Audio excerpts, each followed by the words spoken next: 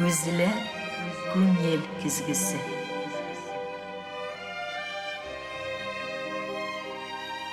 Көзілі fikir yüzağına söz aşkışı. Canlı söylem, ihlas aralaşu, көзге көз қарашып тапшыруында. Хайырлы матур тәулік вақытлары исәнләрмесез хөрмәтле тамашачылар. Бу ни булды бу шушы тапшырумы бу дип утырмагыз. Бүген чынлап та үзгә тапшыру, бүген легендар шәхеснең юбилеена багышланган бу тапшыруны мин Илсия Бәдретдинова алып барачакмын. Бер яктан караганда бик якын күңелгә ул кешене кочаклап елыйсы килә. Ул кешегә серләр сөйлисе килә. Ул әни кебек, ул апа кебек, ул шул вакытта синең дус кызың кебек. Ул гомер буена синең янәшәңдә булган, терәк булган иң якын бер кеше кебек.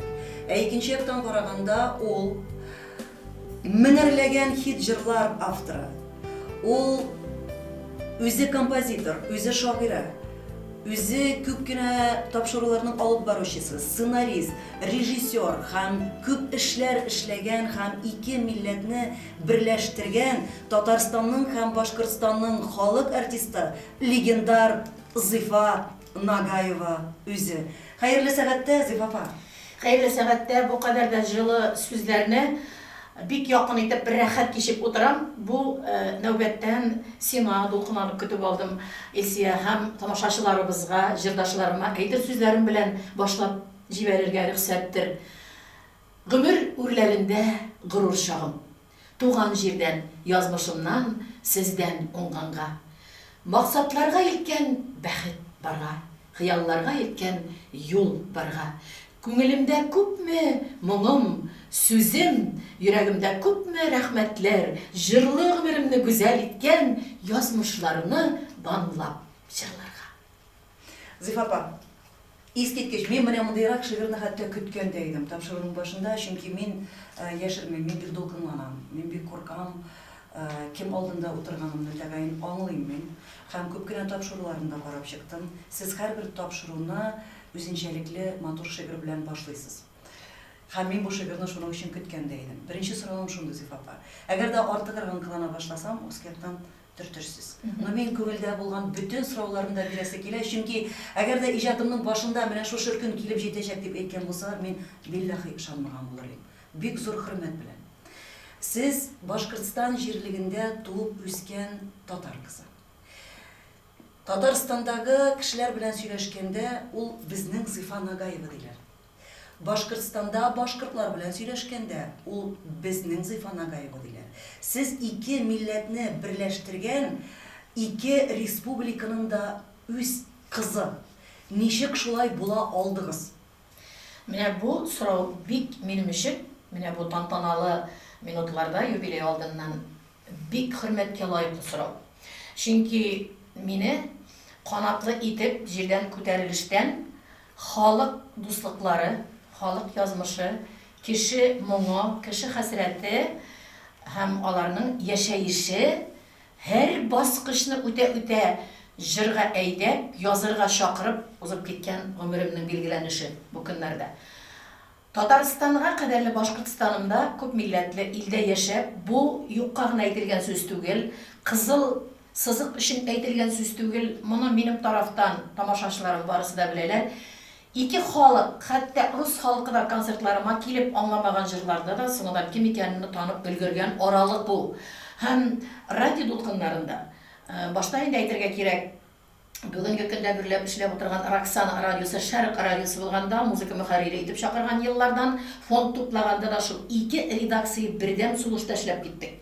Шул сулыштан мин күчтем Дәүләт радиосына, Радио 2-гә һәм Радио 2 берникадәр аралыктан соң бик бөтен дөньяга яңгырашлы Юлдаш радиосы, Дәүләт радиосында хаклы ялгача эшләп, хаклы ялга китеп, мине һаман да Юлдашның горур ветераны дип йөртәләр, куркмый әйтәм, ул миңа бик кадерле. Сезнең җырларыгызны мин хайран калып тыңлыйм. Бөтенләй гомумән безнең колакка ят булган көйләр тыңлый торган яшьләр Зифа Нагаеваның җырларын тыңлыйлар. Абау, сез Ничә буынны берләштергән кеше килеп чыгасыз. Минем бик беләсем килә сезнең фикерегезне. Иҗат кешесен кысаларга утыртырга ярыймы? Бер яктан караганда, ул бер ирекле булырга тиеш кебек. Ул экспериментлар ясарга тиеш кебек, һәм әгәр дә нәрсәдер барып чыкмый икән, аны халык үзеннән үзе кисеп ташлый һәм кабул итми. Чөнки менә монда хәзер теге сүз, менә комиссиялар ясыйлар, мәсәлән, цензура дигән әйбер бар бит. Ләкин ул комиссияларда шундый ук кешеләр утыралар. Ләкин берничә кеше әле ул халык дигән сүз түгел. Шушы кешеләр кабул итмәгән юнәлеш, мәсәлән, халык тарафыннан кабул ителергә мөмкин. Ул яктан караганда, иҗат кешесен кысаларга утыртырга ярамый кебек. Икенче яктан караганда, бөтенләй үк иреккә чыгарсаң, иҗат кешесе әллә кая барып җитәргә мөмкин дә, һәм бик күп кенә әйберләр батып ташларга да мөмкин. Мин үземнең фикеремне әйтәм. Иҗат кешесен төрмәгә утыртырга ярамый, кысаларга кертергә, чиклеккә ябырга ярамый. Минем сезнең фикерегезне ишетәс килә. Ике яклы. Бездә талантлар күп. Талантларның һәр берсе дә таланты белән генә бай түгел, акылы белән дә бай булырга тиеш. Ә сез күрәсезме, сәхнә кем тота бүгенге көнне? Акылы сәләтенә яраклашкан, үскән сәнгать әһле, аның юлы узын китә. Кысаларга утыртсалар да чыга ул, асфальттан чәчәк чыккан кебек. Безнең бик зур мисалыбыз бар. Кысаларга утыртып караганнар иде бер кешене. Ул минем каршыда утыра. Ул кысалардан чыгып, үзенең стиль алган максатына, халык күңеленә юлны үзе салды. Бернинди үзең әйтмешә комиссияларның теләктәшлегендә шулай гына эшләргә дигәнне түгел, жан кушуы буенча. Ләкин әгәр дә шушы алып барышны да Исия Бәдретдинова һәм аның халәтендә булган башкалар ирекле дип танығанда, бик иреклегә тагын бер әйбер кушылган булса, ирекле булса, акыл ягы яртылаш кисек булган, ул миңа калса бик озын юл булмас иде. Аллага шөкер бит, менә әйтә алабыз бүгенге көннән нинди балкыштасың. Һәм әлбәттә үзенең булырга тиештер кагыйдәләре, үзенең ничек дип әйтим, барыбыр да ничек кенә булмасын, бер калыпта тота торган булырга тиеш. Дәүләтчелек күләме өчен, безнең министрлыкларыбыз өчен, уку белем алган тарафларда төрле балалар үсә, студентлар үсә. Сәхнәгә мин җырлый белдем дә, мин чыгып киттем дә, мин артист булдым яки мин шәхес булдым дигән кеше түгел. Минем ул яктан менә мисалларым бик күп, шуңа күрә бөтенләй әгәр дә утыртсаң ирексез кош итеп утыртсаң, миңа калса шунда ирексезрәк калган вакытыңда туган җырларыңнан да мәгънәлерәге, ирексез вакытыңда туган моңнарыңнан, әйтер сүзләреңнән дә кадерлерәге юкта кебек. Чөнки шул ирексезлекне тойган вакытта кадере арта йөрәгеңнең, үзеңә таянышың һәм үзеңнең басып тора торган кыйблаңа тугралыгың. Әгәр син шуны ирексез чагыңда да ирештереп, шул кайсыдыр ярыгларыннанмы, тәрәстән һава килә торган кебек җирләреннән генә дә халык күңеленә тоташырлык юллар табарлык, иҗатны ирексез чакта булдыра алганса икән, 100% үсеш алда була. Шундый бер гыйбарә бар, шагыйрь кеше яки нык бәхетсез чагында, яки нык бәхетле чагында гына гениаль әйберләр яза. Менә миңа әйтә торганнар иде, элегрәк, байтак еллар элек инде ул.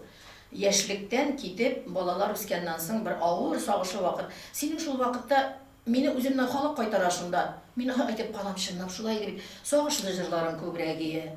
Шуннан Хәния белән ике ялгыз очраштык. Теге Уфаллыларыбыз күбрәк җырларда бар бер әрнүле юллары, әйтеп бетмәсәң дә халыкка кирәкле юллар, ләкин халык үзенә кирәген сайлый. Ул вакытта хәзер син икенче төрле, син бара-бара икенче төрле тәҗрибә туплый үз күңелең белән яшәүдән чыгасың. Ишекләреңне үзеңнең күңелне ачасың да, халык күңеленә ныграк якынлашасың, халык күңеленә күбрәк керәсең. Бәйсиннән дә сагышлыраклар күбрәк икәнен күрәсең. Бәйсиннән дә бәхетсезрәкләр бар бит. Ике күзең күрә, колакларың ишетә, аякларың йөри, синең иҗатың ничек гөрләп китә. Әнә шундый күңелләр белән тоташа башлаганда, уртак алар белән бер дулкында уртак җырлар, уртак сагышларны җырлаулар, уртак бәхетсезлектән бәхеткә чыккан юлларны бергә эзләүләр менә мине бүгенге дәрәҗәле Зифан Агаева биеклегенә китергәндә инде дип әйтәсез. Менә сез карагыз, бүгенге менә бу соңгы елларда язылган җырларыгызны карыйм, алар чынлап та бәхетлерәк дип әйтгәндә, бу күз булу түгелме? Чөнки психологиядә да шундый термин бар, мәсәлән, кеше күңелендә ярасы булган сайын, үз-үзен аклау өчен, яклау өчен, бүтәннәр напада китмәсен өчен бәхетле булып күренергә тырыша. Битлекнең бар битлегемне мин шәбәеп күкрәгемне кагып, битлегемне ачарга мөмкинмен. Ләкин мин ниндидер якынымны рәнҗетергә мөмкин, мин үземнең дөрестлегемне сөйләм. Кайбер кешеләремнең күңелен китәргә мөмкинмен, канатын сындырырга мөмкинмен. Шуңа күрә шул аралыкта үзеңнең эгоизмыңны читкәрәк куеп уйлыйсың. Мәсәлән, минем иптәшем һич кенә дә үпкәләми андыйга, ул минем холыкны белә. Минем әнинең гомере буе ялгызлыкта үткән әнинең, мин каберемдә дә әйләнеп ятачакмын, син ялгыз булсаң риза түгелмен, картайган көндә диде. Фәләнгә ни кирәк, фәләнгә иптәш кирәк, чәй эчәргә иптәш кирәк, дөньяны көтәргә иртән торырга, мунчаны ягарга иптәш кирәк, аның менә кирәк сөйләгәннәрен шигырьгә салган шигырем бар, узын гына. Ул минем үземнең шәхси генә торган бер җирендә ята, андыйларым бар, ул шигъри куплетлар тезелгән, һәм анда барысына да иптәш булырга мөмкин. Иптәш бар аңа, иптәш бар моңа, мунча ягарга да бар, монда да бар. Иптәш бар, чәйләр эчәргә дә иптәш бар, җанга, ялгызлыкка иптәш кирәк. Дип, әнинең bütün tilekleri turmuş kaşkanı özümdeken tutaştırıp koyganmın. Bu әни юкта, әнинең сүзләренең кадерен итеп üstәп куйганмын. Чөнки барыбер мин нык килешеп аның әйткән сүзләре белән. Шуңа күрә һәрбер әйберне менә мин дөресен генә сөйлим әле, мин шунардан мона герой ярамый алай. Сөйләгәндә уйлап, гаиләңә карата да, якыннарыңа карата да, тамашачыңа карата да, дипломат менә милләтләрне әйттек бит әле моны татар милләтенә башкып, мин татармын дип күкрәк какма син татарың өчен акрын гына эшлә. Син акрын гына җырла, татарыңның авыртканын юа. Син аны кирәк булса башын күтәрергә. Бер дә ярдәмең тимәсә менә минем кебек җыр белән хит. Ләкин син үзеңнең татарыңа ярдәмне ниндидер бер милләтне рәнҗетү аша бирмә. Берсен түбәнсетеп, берсен менә гаиләдә дә шулай. Балалар белән дә шулай, якыннарың белән дә шулай, мин уйлыйм син килешерсең дип. Ләкин моның өчен юбилейның ничә яшь икәнен беләләр, теге якта менә шунча 7-0-га барып җиткән Илсия белән тагын бер тапшырыш бирергә кирәк. Безнең шундый милләттә шундый бер стереотип бар. Аяла, менә әйтәсез бит әле, әни әйтте. Әни нәрсә әйтер, күрше нәрсә әйтер, ирем нәрсә әйтер, балалар нәрсә әйтер. Без бүтүнесенә дә яраклашырга тырышабыз. Ай Аллам, ничек Зифан Агаева шулай? Юк инде, Зифан Агаева идеаль булырга тиеш. Алай түгел, кеше идеаль була алмый, әлбәттә. Сезнең тормышыгызда яки иҗатыгызда оялган мизгелегез бармы? Берничә мизгелем бар, ләкин алар мизгел өчен генә түгел, вакыт оялган, вакыт аралыгым бар. Үзем өчен, кеше өчен түгел, кемгәдер авырлык китергән өчен түгел, үзем алдында.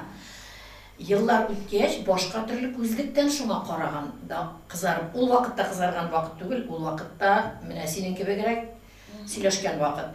Ләкин еллар үткәч, әнә шул мизгелләргә караганда шулар өчен кызарган аралыкларым бар. Үзеңнең яран, үзеңнең авырткан җиреңне кычкырганнан авызың ачылырдан алда кимгәдер нык катгый рәвештә барып бәрелмәсме дип уйлап өлгереп калсам туктатып, мин уйлыйм, бу яхшы була.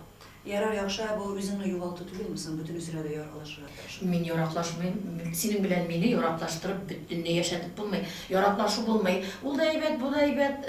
Кайда мине син мисал дип әйт, кайсы җирдә интервью биргәндә мин яраклашкан, менә бер мисал китер әле, кызык булсын, менә җавап бирәбез. Бер вакытта да мин нинди интервьюлар вакытында яраклашып кына әйткән, хәтта Ләйлә Дәүләтова җырларында мин яшәрә идем әле.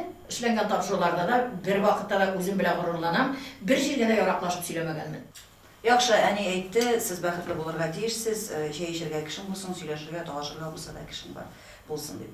Ул шигырьне мин Илсия Бәдретдинова вәгъдә итәм биременә. Сезнең тормыш иптәшегез Шайхунур әфәнди идеаль булып чыгамы, сез бәхетле? Идеаль кеше белән мин үзем дә яши алмас идем, ул идеаль кеше бу бик нидә булып чыгадыр ул. Талашасызмы? Алла, дия кайтырга ярый икән. Ничек башка гаиләләрдә ничек яшиләр? Талашмыйча бер эшләп буламыни? Ул бит просто мин күз алдыма китерә алмыйм, ничек Зифан агай белән талашып була. Ой, минем белән шул хәтер рәхәтсенлек талашып була. Минем белән. Мин карап торасы килә. Мин бит алдан вәгъдә, мин сине алдан әзерләп куям. Безгә килә талашабыз хәзер. Безнең ул шул. Гадәрлек минутында килеп чыгарга мөмкин. Мәсәлән, менә Илсия белән кабаланабыз чыгып китәргә, ул машинаны чыгарып җылыткан булырга тиеш. Мин бер әйтсәм, ул әле чыкмаган булырга. Ике әйтсәм, шуннан инде минем теге звук белән теге ничә этажда тавыш бар, шунда килеп чыкса, ул бит инде мине басар өчен, бит инде тагын ныграк аның тавышын, минем тормыш иптәшемнең тавышын моңга салсаң, берничә операны да бергә, аны Илсия ишетмәсен инде лучше.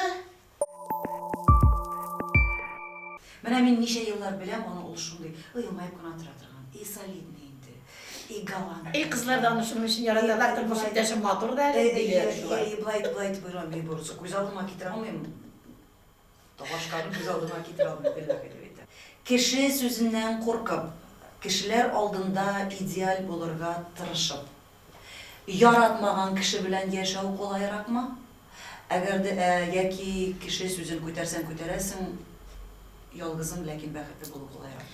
Юк, ике төрле була. Яшьрәк чакта, менә беркем, мин мәсәлән әлеге яшымда әйтәм, беркемнең дә корбаны булырга тиеш түгел. Урыс телендә жертва дибез. Юк, кеше туган син әллә кем бул, Илсия. Мәсәлән, Илсиядә бүген әллә кем, Аллага шөкер, зифасы да ничә гына булсын. Синең янында кешенең язмышы ул да бер тапкыр үтә гомерен. Шуңа күрә монда әйтеп булмый, менә минем тормыш белән генә ул яшәргә тиеш. Менә минем тормышымның, менә минем иптәшем әле син кергәндә генә әйтәм. Әйбәт кенә чакта айгырурланып синең җырларың артыннан йөрим мин ничә ел, ди. Икенче тапкыр тиргәштергәндә беләсең мин нәрсә ди ул? Синең артыннан ниләр биреп гомерем үтте ди. Әйдә икесен дә уйлап карыйк. Беренчесе дә дөрес, икенчесе дә дөрес. Ләкин анауларны карый, монауларны калый, ничә тапкыр мореларда булганны карый, ничек икән киенгәнбез, ашаганбыз, элекке вакытта нинди булганбыз, балаларын югалтмаганымны карый, тормыш иптәшенә айрылган бер тамчы сүз җибәрмәгәнемне, ул да миңа сүз җибәрмәгәнне карый. Еллар үтә карый. Ираттың да бит аның йөрәге, күңеле бар, үзе алдында аның үзенең дә бурычын бар. Шуларны карый, икенче төрле була башлый. Ләкин яшьрәк вакытта мин һич кенә дә үкенмим, мин 23 ел яшәдем балаларның әтисе белән. Менә шул җыр сыялмады. Димәк, аның минем корбаны гына буласы түгел, гомумән безнең илгә җыр кирәкмәй дигәне булсын иде ул әзрәк. Булсын иде әзрәк кенә тисен иде минем җырга. Кирәкмәс иде инде. Син пешерүендә пешерәсең ярар, әзрәк җырлай инде, әзрәк пешерәсең, әзрәк җуарсың килә. Югалай булмады, катгый. Авыр булды. Шуңа күрә бик озак киленде, 23 ел бит ул әз түгел. Бик озак киленде үзем ятим үскәч, ләкин бер заманны килеп катгый рәвештә нокта куелды, чөнки ул бит булай яшәгән хатын янында үзе дә бәхетле була алмый. Әгәр дә берәр көнне Зифа Нагаевага әйтсәләр, мәсәлән, әйдә без сиңа, белмим анда, көн сайын 1 миллион сум акча биреп барабыз, ләкин син бүтән иҗат итмисең. Всё, җырларың җырланмый. Бүтән язмыйсың, баяныңны кулыңа алмыйсың. Яшә, менә прямо вот, яшә әле һәр көнне массажлар ал, рестораннарга йөреп, всё. Чәчәкләргә күмелеп. Мин әле дә шулай яшим, барасым килсә генә барам массажга, көндә йөрмим мин. Мин бит үземне үзем тутар өчен күнегүендә. Мин теге сумманы бәләкәйрәк әйттем ахыр. Кешенең шифонер тулы күлмәге була. Миннән хәтта көлә торганнар яшьрәк чакта әхирәтләр. Бер күлмәк алсаң, шул киясен, туйгынчы киясен дә шуннан гына барып аласың. Минем менә ачкан киеменә постель бельяларым, түгел. Мин аннан алар арасында югалырый бутан. Миңа тәмләй биршый. Мин нишлим, мин куркышымнан бердә йоклый алмасым ул миллионнарны. Ни аны саный белмим мин ут кадәрле, аннан куям мин лучше рәхәтләнеп җыр язам, шул кадәр акча Аны санап. бер генә сүз белән юк, мин иҗат сайларым дип әйтәм. Юк, алай формаль була. Менә уйлап кара әле дидең син. Уйлап, менә кыланасың инде, дигәндә әйтер өчен генә әйтер. Юк, инде хәзер бигрәк тә бу яшыма килеп иткәндә кияремә бар, ашарыма бар, мунчам бар, кирәгә йокларга урыным бар, бөтен нәрсәм бар, балаларымның яшәр урыннары бар, дөнья куелган. Менә Худайга рәхмәт әйтә белеп кенә яшәргә. Әле без өйрәнгәнбез гел сорайга. Бир әле Аллаһ Тәгалә кәй безгә бир. Мин хәзер шундый яшькә җиттем. Аллаһ Тәгалә кәй миннән рәхмәтләремә кабул ит. Минем рәхмәтләремне кабул ит дигән чакка җиткәндә, җырдан минем әле элеккегә караганда күбрәк язу башлыйм да. Күбрәк иҗат итәм мин. Күбрәк портузып чыгам. Җәмәгать эшләрендә күп катнашам. Күрдем инде Инстаграмда карап ятам, ничек өлгерәм. Өйгә кайтып төшкәнем юк. Мин ничек миллионнар артыннан, мин ничек бармын бу Зифа Нагаева. Мине Ходай шулай сакласын инде, мин шуны яратам. Ләкин караңгы көнгә шулай да. Караңгы көнгә нинди иҗат кешесе дә, менә син әйткәнең бар бит сәхнәләрдән. Аны мин кинаялап әйтсәң дә, Дөрес әйтә. Түзегез инде улым укып беткәнчегенә дигән идек бер елларда. Бик дөрес караңгы көнегә итмәгең белән сөтеңне балаларыңа кирәгенә эшли алмасаң, синең Зифа Нагаева булып утыруыңнан бер кеше миңа әйткән иде, авылга кайткач бергә. Әнинең мөрҗәсеннән суага, яңгыр ява. Шул кешенең сүзе ачуым килеп түгел, йөрәгемне өзеп дөрестлеге белән хәтеремдә калды. Һәм әни вафаттынан соң да ул мөрҗәнең тишеге ныклап әйбәтләнмәде, чөнки искергән бит инде ул. Яңалардан сүтеп салас. Бу кеше миңа әйтте, Зифа Нагаева булу белән мине инәмнең мөрҗәсеннән суаган диде. Эшләсин, җырла, хезмәт хакында алынсын, барысында уйла барысында. Мин бит пич башында җырлап утырып кына, бүгенге заманда мин бер аякта булыр өчен матди якында кайтмасам, бүгенге заманга беренчектә җырым белән генә яраклашып булмый. Зифа Нагаеваның шыңга ашмаган хыялы бармы? Бүгенге көнне менә шул хыял иде. Шул тормышка ашкан өчен шулай булдым димәдем мин. Мине вак хыяллар алып килде бу хыялларга, зур хыялларга. Мин башта туп сәндерәдә утыргач та шул хыялны куеп, шуңа берәр заман барып җитәрмен дисәм, мин мәңге барып җитәрмәгән булыр идем. Мин бәләкәй генә хыялларымны тормышка аша, мин уйлыйм, музыка укытучысы булып кайткач районга 75-нче елда. Ай Аллакаем, авыр бит инде, авыр хезмәт, 35 сәгать музыка укытам, баян белән кабинет юк, баянның өстендә теге программа, Трикита программасы белән уку асбаплары, нидән класска йөрим. Укытып туймыйм, җырлатып, песня Ашурсиларны. Кулым арып кайтам өйгә. Мин әйтәм, Ходай Тәгалә ки, мин пенсияләргә кайларда эшләп чыгармын икән инде. Яратам, конечно, хезмәтемне. Шулай сөйләшеп утырам кайткач. Еллар үтә торды, аннан күчтем татар фольклорына. Уфаларга күчә. Югары белем алгач, Уфада иҗатның кайнап, ничек китәрлек мөмкинчелекләре ачылган. Әлдә мин читтән торып укыдым, мин белмәс идем. Теге барыбер читтәрәк ул кадәрне Уфа эчендә аңлап бетәлмисең. Менә Уфада минем читтән торып укуым бик аңладым. Чөнки татар телендә Муртаза Байлыш вакытында татар класслары ачылып, татар рухы жан биргән вакытта, татар балалар бакчалары ачылган вакытта, гәрчә талон системасында 91 елны бер-бергә куркмыш, искеләрдән иске җиһазлар төяп Уфага күчтем, яга торган мишле өйгә, сәгать 4тә мич ягам, Ихлас мәчете янында 6-га хәтле мичне уздырам, шуннан китәм балалар бакчасына, шуннан балаларның фольклоры белән үсәр. Менә китте, нинди хыял булсын. Укытучы баласы атасыз үскән, 8-нче класстан китеп, барыбер килеп кайта, 9-10 класска барсын, гел 5-легә укый дип абыйның директор җибәргән иде. Мин чыгып киттем, зур шимадан җирдән әзгенә калку белән, кайтмасам гына ярар иде. Тегеләр минем кайтканны көтеп утыра бит инде дип. Кайттым, муспетны бетеп, Талбазга, Бәхтияр Гайсинның бүтән ансамбльләре, правительстволар алып барай. Театрда йөрдем мин. Төп рольләргә куеп уйнатып, һәр ел сайын лауреат булып, театр. Бу күренешне саклап булмый инде дидем. Колхоз рәисе малайына кияүгә чыктым. Театрга кичмә репетиция бара кирәк, көндез музыка укытучысы бара кирәк. Башын тотам, нишләргә? Радио хезмәтен бирде. Радиода, театрында, җырында, туган телеңә хезмәт, телеңдә шул кадәрле татар телен яратам. Шул кадәрле яратам. Bilmem min совершенство диләр бит рус телен. Мин бик кыйсынам урысча, хәтта интервью алырга татар телендә түгелме? Татар телендә булмаса кирәкми дә, дим бүгенге яшен. Менә шул вак хыяллардан Алла биргән хыял булды менә бу бүгенге көнемдәге мин булмышым. Аллаһка шөкер. Ялгыш ишетеп калдым. Колхоз председателе малай иде менә. Нинди генә сәл 25 ел буена колхоз рәисе булып, менә әле Татарстанда интервью бергәндә дә әйттем, яңгыр яуса, ныграк чири. Кырлар дип үзе чәчкән игеннәр булдырда кунай. Яңгыр күбрәк яуса чири. Яңгыр яумаса, кырый бит ник яумый дип мин аның килде булып. Балалар йоклаганда төн буе сөйләшеп утыра торган идек без. Сезнең карашыгыз, хәзер менә сез әйттегез, ниндидер теге фикерләр өш булырга тиеш, ниндидер иштәлек булырга тиеш дип, әйме? Аны хәзерге кайбер юнәлешләрдә 2 генә сүз җырда.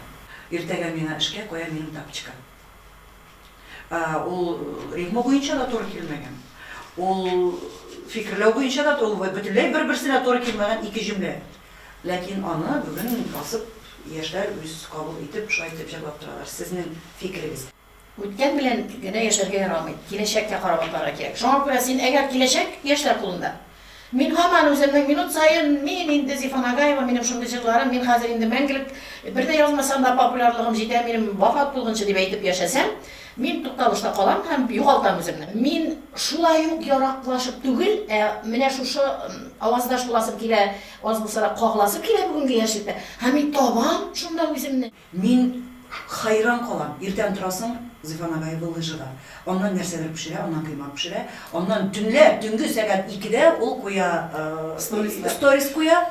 Мунчадан чыгып килмәй, шундый батыр итеп кар ява белән. 2 Зифа Нагаева мунчадан чыгып килә. 12дән соң вообще мунчага барырга ярамый.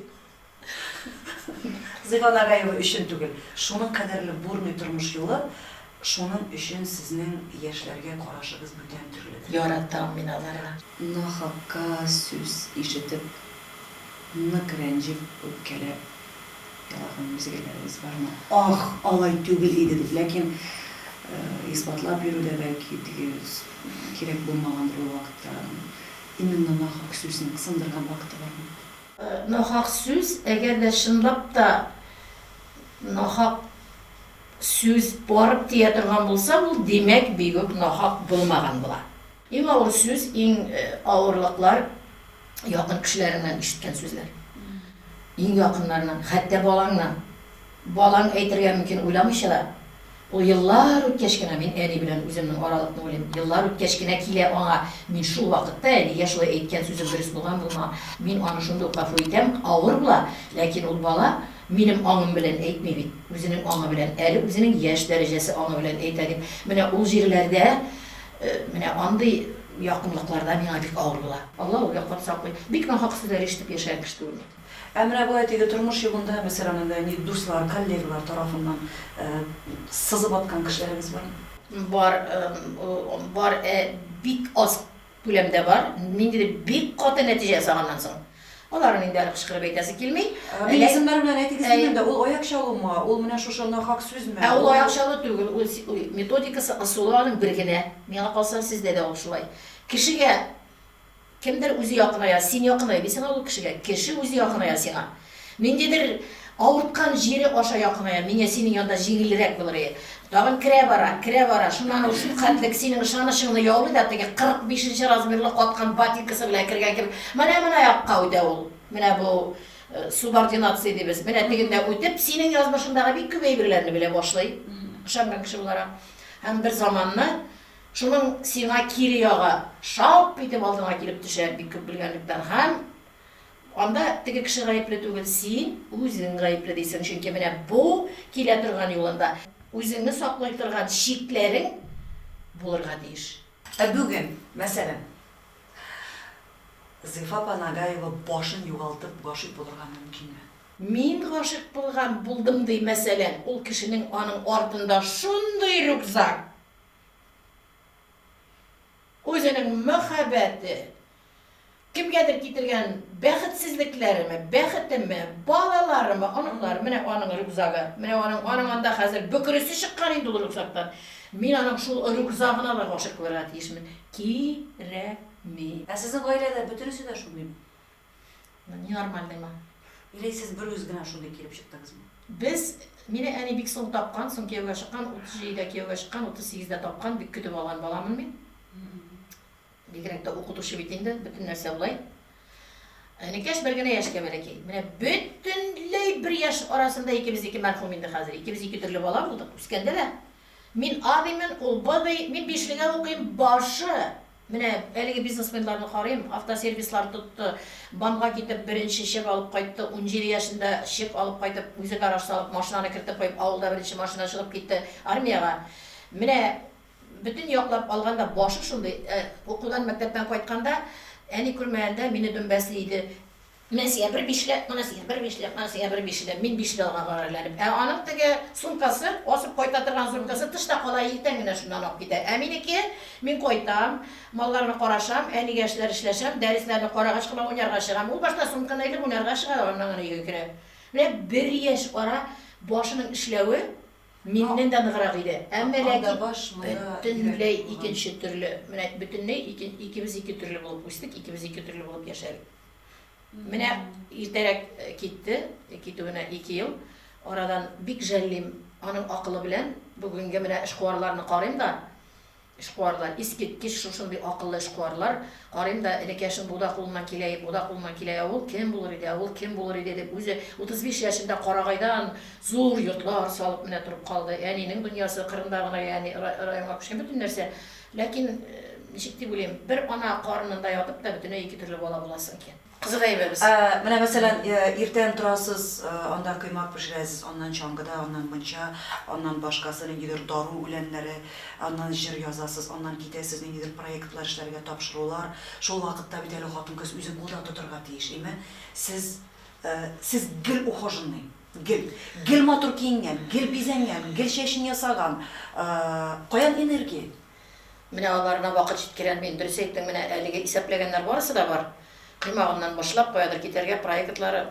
Менә үземне карарга барыбер вакыт. Менә кызым минем косметолог да, бигрәк тә. Менә ул шприц тотып артыннан йөгереп йөри, хуп тота алмый. Шул әле юбилей концертлары җитәргә, һаман миңа килеп өлгәшәлмисең дип, менә орышып кына тора дип әйтәсе килә. Өлгерәлмим ул якка, ул теге макияжны да барып эшләтергә вакыт кирәк, утырырга да кирәк, кайтырга кирәк. Мин кичтән әзер булам аңа барырга. Иртән яра үзең генә бизәндә куйынды, вакытың калмады димин дә, үзем утырам. Шуннан чәчне барып рәтләтеп кайтырга да вакыт дәлилләп куям, сөйләшеп куям. Бәймин әйтәм, хәзер монда барсаң, монсына вакыт калмый, монсына шуңа мин мактанып утырмыйм, ләкин үз өстеңдә кирәк, үзеңне үзеңә хөрмәт бит бу. Үзеңне хөрмәт итеп, үзеңне булдырган хәтле тотарга тырышырга кирәк дип уйлыйм. Бу теге көзгеләргә карамасаң күренми дибез дә бит. Көзгегә карамыйча чыгып та китмибез бит. Иң беренче язылган җырыгызны хәтерлисезме? Иң беренче язылган җырларны әни әйтәдер, безгә алып бирде, бит инде хромка шуларда уйнадык, аннан баян алып бирде, баянда уйнап җырладык, гел кеше җырларын җырлыйбыз. Шуннан карыйм, мәктәптә укыганнарда карыйм, мин гел лидер бит инде. Мәктәптә дә теге өлкән вожатыйда мин тәнәфестә дә вакыт юк, гел мине әдәбият татар теле укытучысы абыемның әнинең энесенең хатыны иде. Бөтен мәхәббәтне әни белән икәү тәрбияләделәр алар татар теленә. Шул ниндидер җырлар җырлап йөридер, ниндидер ди. Шул җырлар минем барда онытылган. Аларны мин белмәгәнмен, минем үземнән чыга торган әйбер шулай чыга икән дип. Ул мәктәптә шулай. Калган шул җырлар. Кая алай дип аны уйламаганбыз. Икенче тапкыр тагын инде җырлар җырлап йөридер инде. Менә шыннан язылган җыр, менә халыкка таралып киткән җырлардан беренче алып дөньяга чыккан җырым Капка төпләрендә яшел үлән. Ул мин бит аллергик бәләкәйдән. Бик күп әйбер ярамый. Миңа менә син әйткән үләннәр дә ярамый. Бик шуңа күрә саккына дитәм, мин үләннәргә дә кагылам һәм чираттагы бик каты приступ белән алып китеп кып-кызыл теге кызыл юрганга төрелгән кебек итеп килгәнем, бик авыр ятырга туры килде. Профессиональ авырулар дәвалый торган дәваханада. Шунда ятканда, анда элеккәннәр клиникалары бит менә буялган, өсте тәрәзә аш, тәрәзә генә калган җир, карыйм булыт йөзә. Шул вакытта минем кулда система язам инде. И шунардан алда гына хәбәр килде. Әнинең йөрәк белән авыр хәле, мин монда дәваханада идем. Колхозга йортны сатканнар да мин юкта. Һәм әнине энекәш алып килгән район үзәгенә. Шунда калдырырга. Мин монда айлап яттым, чөнки авыр яттым. Һәм шул хәбәр килде дә, минем мөлдерәп, күземнән яшьләр ага, булып китеп бара. Үзем сөйләнеп ятам. Башта шигырь килде нитергә. Түшәмнәрен тишеп чыга инде, белдерәмә тулы күзләрем дип дәвахана турында язган шигырьләрем бар, алар яталар минем. Һәм инде бер заманны уйлыйм, мин хәзер кайтаммы? Минем әни әйтә торган, сыерчык ясын алыштырмагыз, сыерчыклар адашалар. Елда безгә бер сыерчык кайтак, елда бер сыерчык кайтамын инде. Әни шулай дип, теге кәкре-бөкре сыерчык ясын алыштыртырмый тотайы энекәштән. Шул сыерчыклар да безгә хәзер кайтмыймы, безнеке булмыймы? Шуннан әни киткәч, өйдә ятимсерәп кала, капка төпләрендәге яшел үләннәр, бәпкә үләнен тапатмас өчен атлар үтмәскә әни хәтта кәртә куеп чыгадыр. Безнең гел бәпкә үләне менә, безнең бәпкәләр ишәр якка үстерәдер. Яни бәпкәләр безнең шушы үлән арасында йөри алмаш, бурмаланып йөри алмый, егылалар, агынып. Егылалар да шактырып китәләр, чөнки бәпкә үләне бии үстерә әни. Йорт алдында, монда да саклап инде. Шулар да булмый дип, шул капка төпләрендә яшел үлән, ни хәлләрдә икән күршек үлән дип ята туган җырым шушы табиба аның Мәхүзә Кәлимовна гел исенә төшерә, синең беренче җырың бит бездә язылып чыкты әйбет дип. Шулай дип алып чыккан җырым Хания Зәйнәпләр башлап җибәргән. Ниченче ел? Бу әни китте 86-нчы елда әни күчте. Шул елда язылган. Бу танылган, танылу тапкан беренче җырым. Аңа кадәрле менә шулай җырлар булганнары бар инде Алай язылган. теге мәктәптә укып йөргәндә Менә алай шигырьләр гел яздыралар мине. Мин шигырь, мен стен газета бар, стена газетасы чыгарабыз бит инде. Шунда минем һәр вакыт яңа шигырьләрем пәйда булып торадыр иде. Минем белән бик горурлана безнең татар теле әдәбияты укытучыбыз. Һәр вакыт шигырьләр, хикәяләр язайм, шигырьләр язайм. Абый минем шуңа күрә җиңгәй безне минем теләде журналист булганымны, татар филологиясенә барып укыганны. Минем музыка ягыннан китәсем килде. Абый әйтәдер, икесе дә булмасын, минем эш авырта, ул яхшы укый, яхшы табиб кирәк безнең нәселгә. 10 класска бара, кайта да табиб була дип. Менә шулай. Вазифа апа тапшыруның азагында күңел түрендәге иң матур сорауны бирәсе килә. Минем яшегезне әйтергә дә телем әйләнми. Ләкин ничек кенә булса да тамашачылар барыбер беләчәкләр, Вазифа апа Нагаевага 70 яшь. Бу шуның кадәрле матур дата. Һәм менә шушы дата алдыннан ниндидер әйтәсе килгән сүзләрегез, ниндидер нәтиҗәләр чыгару, кемгәдер бәлки рәхмәт сүзләре, кемгәдер бәлки гафу ит дигән сүзләр. Шундый әйберләрегез бармы күңелдә? Бу халәттә шу кадәрле бәхетле булып килдем бу көнгә дип яза башлаган әле дә һәр вакыт сызылып кына тора бит шигырь юллар. Минем һәр вакыт түгелеп чәчелеп өйдә ята. А4 бумагалары шулар, ручкалар шунда бит инде шунда языла башлаган, шулай язып барган сүзләр дә бар. Килдем дип әйтәсем килә. Гафу үтенәселәремне бардыр, миндә бит җирдә йөргән кеше, хаталарым да булгандыр. Кемнәрнедер рәнҗиткәнмендер дә үземнең үзгәрешләрем белән кемнәргәдер авырлыклар да китергәнмендер. Мин шулай телим яшәргә дигәннәрем белән дә эш дәврендә дә булырга икән. Мин аларның барсы өчендә аерым-аерым гафу үтенмим күңелдә.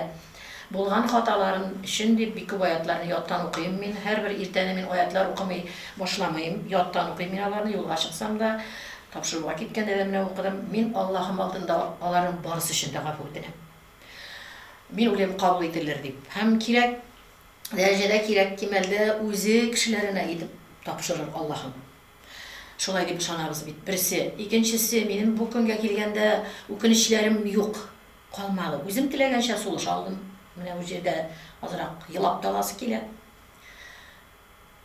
Үзем теләгәнчә җырладым, үзем теләгәнчә сөйләдем, телемне сайраттым, туган телемне. Миңа мөмкинчелек биргән радио хезмәтемә рәхмәтлемен. Миңа халкым өчен анда үзәк бар, монда үзәк дип йөргән вакытлар бар иде.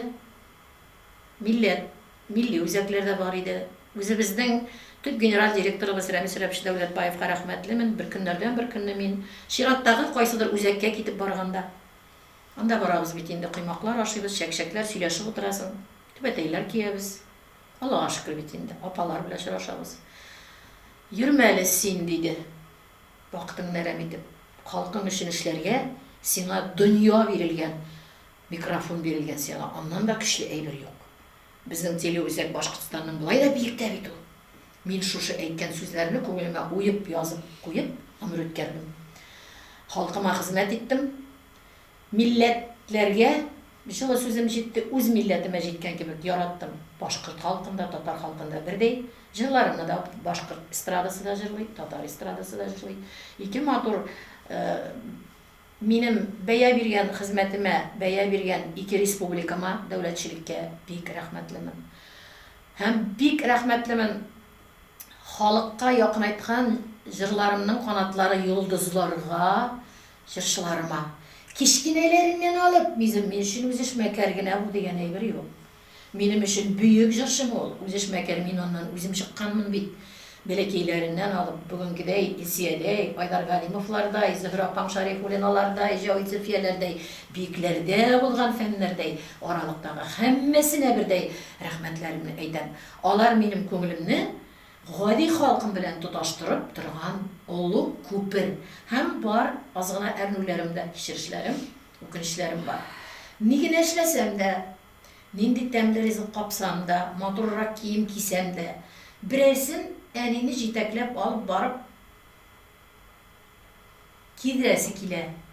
Үзе теләгән алып кайтып, үзе теләгән ни тели шушыны ашатасым килә. Тәмле иттереп эссе генә ризыклар өстәлгә куйганда һәр вакыт күңелемне китеп ала. Менә кисеп кенә илтеп бирәсем килә.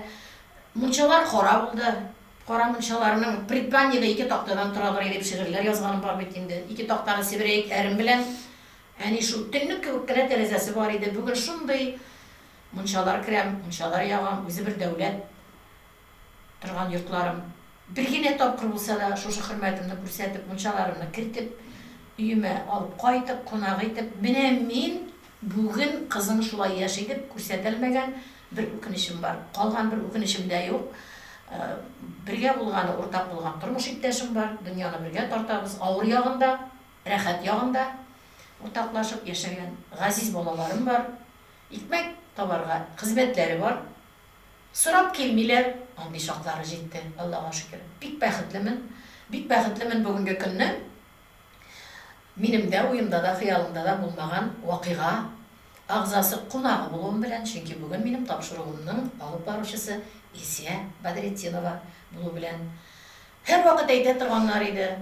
Бітінісі жырлы, бетенді жырларыны. Біз біләбіз социал фильтрлерді де бір-біріңізге құрметігі зор екенін көріп тұрабыз.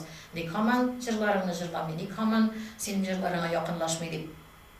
Әрбір көңілінің сен жырлаған жырдағыша өз вақыты бар. Әрбір жырның да, жыршысының да миға келе тұрған өз вақыты бар. Шуңа күрә тапшыру ақырында сен емғаплап алдыңнан әйтәз сүзләрем, бу бәхетем өчен иң зур рәхмәтем Аллаһыма һәм язмышыма. Сұрағыз демеймін жәйләрдән, җилләрдән. Сұрағыз демеймін күзләрдән, язлардан. Сұрағыз деймін мен жырланған жырлардан, ничек мен сезләрне яратам. Ничек мен сезләрне яратам. Дөньяны, заманны, кешене яратып яшәдем. Күңелемдә жыр аша, жанымда жыр аша, сүз аша, гүлләрдән түтәлләр түшәдем. Гүлләрдән түтәлләр түшәдем. Зифа апа, бик зур рәхмәт сезгә бу легендар тапшыруны алып баруга миңа тапшырганыгыз өчен. Бу минем аныкларыма, балаларыма сөйли торган, бер теге үземнең иҗат тормыш юлында ниндидер бер зур галочка куя торган. Балалар, мин Зифа Нагаевадан интервью алган кеше дип әйтерлек мизгел минем өчен. Алла бергән булса, Зифа Нагаеваның 100 яшьлек юбилеенда шулай ук интервью алып, адыр итеп шәйләр ишеп утырырга насыйп булсын. Ул вакытта инде мин олыгайган булырмын. Зифа Нагаева һаман шулай кызлар кебек булыр. Исән сау булыгыз, Зифа апа. Мин сезгә хәзер бүтән тамашачылар исеменнән, бүтән коллегалар исеменнән, бүтән халык исеменнән мин һич кенә дә ялгышмыймдыр дип уйлыйм. Рәхмәтемне һәм хөрмәтемне җиткерәм. Сез безнең Зифа апа Нагаева. Һәм бу чәчәк бәйләмен мин махсус бу шундый озак утыра торган һәм шундый минем иң яраткан чәчәкләремнең берсе. Күпмедер генә мизгел булса да, игезне ямлап утырсалар, мин бик бәхетле булырмын. Ой, рәхмәт. Рәхмәт зур итеп, рәхмәт. Ихлас кабул итәм, рәхмәт. Һәм Илсиянең күңеле аша миңа биргән вакыты бик кадерле икәнен беләм. Башкортстанның ишекләре, капкалары синең өчен һәр вакыт ачык. Җырларың данлап китә килгән саен илебезне, җиребезне бик яратабыз, бик яраталар тамашачылар да. Һәм минем җырларымны да яраткан тамашачыларыбызны 28 февраль, 1 март концертлар залында, Уфа шәһәрендә, дәүләт концертлар залында, юбилей концертларымда көтеп калам. Казанда, Казан филармониясында 6 мартта һәм яраткан шәһәрем Стәрлетамакта 16 мартта очрашканга кадәр. Шулай ук Илсия Бадретдинованың язмышында, шәхси тормышында, җырлы дөньясында үзгәрешләр саен күзгә күз карашып тапшыруында көтеп калабыз дип сезнең исемнән дә, үземнең исемнән дә вәгъдә биреп калам. Очрашканчыга кадәр бик зур рәхмәт игътибарыгыз өчен. Ресторанно-гостиничный комплекс «Версаль» – пространство для празднования важных событий. В комплексе 6 стильных банкетных залов для любого формата торжества. Корпоративы, юбилеи, выпускные. и роскошные свадьбы. Просторная ухоженная территория с роскошным ландшафтом, зоны для выездной регистрации и фуршета – все продумано для идеальной атмосферы вашего дня. А комфортабельная гостиница, изысканная кухня и высокий сервис делают праздник по-настоящему завершенным. Приглашаем вас увидеть все своими глазами и обсудить детали.